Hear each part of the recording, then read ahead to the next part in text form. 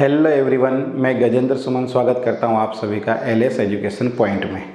हम पढ़ रहे हैं मेंटल एबिलिटी और मेंटल एबिलिटी में आज हम बिल्कुल नया टॉपिक स्टार्ट करने वाले हैं जिसका नाम है रैंकिंग। रैंकिंग से संबंधित प्रश्न परीक्षा में किस प्रकार से पूछे जाते हैं तथा उन्हें किस प्रकार से हल किया जाता है, इस वीडियो में हम अच्छे से समझेंगे। ओके, तो देखो आपको प्रश्न दिया गया है, छात्रों की एक कतार में बी बाएं से 15वें तथा दाएं से 10वें स्थान पर है।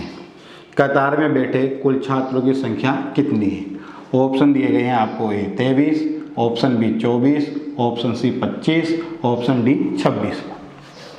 तो ऐसे प्रश्नों को हल करने के लिए हम क्या करते हैं, कुल संख्या जब भी ज्ञात करनी होती है तो क्या करते हैं, इसमें बाएं से स्थान में दाएं से स्थान जोड़ते हैं, दाएं से स्थान और क्या कर देते हैं, -1 कर देते हैं। तो बाएं से कौन सा स्थान है, 15वां, और दाएं से कौन सा स्थान है, 10वां, -1, 15 और 10 25, -1, तो क्या आंसर आ गया अपना 24। तो इसमें जो अपना सही ऑप्शन होगा वो होगा ऑप्शन बी। ओके, अब देखो यहाँ पर -1 करने की क्या वजह है, क्योंकि जब बी को गिना जा रहा है तो बाएं से भी गिना जा रहा है और दाएं से भी गिना जा रहा है, यानी कि बी को 2 बार गिना जा रहा है। तो यहाँ पर -1 करने की यही वजह अपने पास है। ओके, अब देखो अगला प्रश्न है आपके पास, 50 छात्रों की एक कतार में बी बाएं से 18वें स्थान पर है, दाएं से उसका स्थान क्या होगा? अब जब बाएं से स्थान दे दे और कुल संख्या दे दे, या दाएं से स्थान दे दे कुल संख्या दे दे, तो इसको कैसे सोल्व करना है? जैसे यहाँ पर पूछ रहा है दाएं से स्थान, तो दाएं से स्थान कैसे निकालेंगे, जो कुल संख्या है उसमें 1 जोड़ेंगे और बाएं से स्थान को माइनस कर देंगे। अब देखो कुल छात्र कितने हैं, 50, इसमें 1 जोड़ा और बाएं से स्थान कौन सा है इसका, 18, तो 50 और 1 51, 51 में से 18 को माइनस कर दिया तो अपना आंसर प्राप्त हुआ 33। तो यहाँ पर सही ऑप्शन कौन सा है अपना, ऑप्शन बी है। सही ऑप्शन कौन सा है, ऑप्शन बी।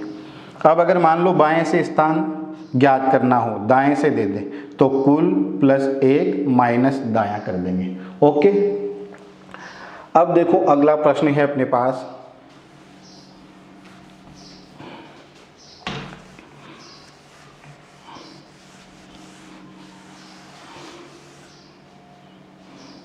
यदि किसी पंक्ति में सीता तथा गीता का बाएं तथा दाएं छोर से स्थान क्रमशः 53 तथा 68 है, किंतु कुछ समय बाद ये दोनों स्थान परिवर्तित कर लेती हैं। गीता का दाएं से अब 93वां स्थान है, बताइए। पंक्ति में कुल छात्रों की संख्या, पंक्ति में कुल छात्रों की संख्या कितनी है ये आपको बताना है। सीता तथा गीता के मध्य कितने विद्यार्थी हैं ये आपको बताना है। तो देखो इसको कैसे सोल्व करेंगे, सीता का स्थान है बाएं से, बाएं से सीता कितने नंबर पर है, 53 नंबर पर है। ओके, और दाएं से गीता 68वें नंबर पर है। ये दायां सिरा, दाएं से गीता कौन से नंबर पर है, 68 नंबर पर है। ओके, किंतु कुछ समय बाद ये स्थान परिवर्तित कर लेती है।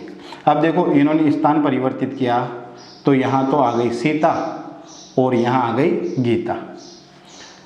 गीता का दाएं से अब 93वें स्थान है। अब देखो गीता का पहले दाएं से स्थान कौन सा था, 68वां। अब स्थान परिवर्तन के बाद गीता दाएं से कौन से स्थान पर आ गई, 93वें स्थान पर आ गई। तो बाएं से गीता का स्थान है 53वां और दाएं से स्थान है 93वां। तो यहाँ पर कुल कैसे निकालेंगे अपन, बाएं से स्थान 53, दाएं से स्थान 93 -1, इनको जोड़ा तो 146 -1 145। तो पंक्ति में कुल विद्यार्थियों की संख्या कितनी हो जाएगी, यहाँ पर 145 हो जाएगी। तो अपना जो सही ऑप्शन है वो कौन सा है, ऑप्शन सी है। ओके, अब देखो आपको बताना है सीता तथा गीता के मध्य विद्यार्थी। अब देखो यहाँ पर सीता यहाँ बैठी है, बाएं छोर से कौन सा स्थान, 53वां, और गीता यहाँ पर बैठी है दाएं छोर से 68वां। तो देखो यहाँ से ये विद्यार्थी कितने हैं 68 और यहाँ से कितने हैं 53। टोटल कितने थे अपने पास 145। 145 में से 68 हटाए, तो 145 में से 68 को घटाऊंगा मैं तो 15 में से 8 गया तो 7, 13 में से 6 गया तो 7, 77। अब देखो इधर तो कितने हैं 68, ये हटा दिए, अब 77 बच रहे हैं। 77 में से 53 इधर के हटा दो, 53 इधर के हटा दिए। 7 में से 3 गया तो 4, 7 में से 5 गया तो 2। तो इनके बीच कितने विद्यार्थी होंगे 24 विद्यार्थी होंगे। टोटल कितने थे 145 थे, इनमें से 53 तो इधर हैं, 68 इधर है। अब 145 में से 53 हटा दिए, 68 हटा दिए, कितने बचे 24। तो इन दोनों के बीच कितने विद्यार्थी हैं 24 विद्यार्थी हैं। तो अपना सही ऑप्शन कौन सा होगा, ऑप्शन सी होगा। Okay, thank you.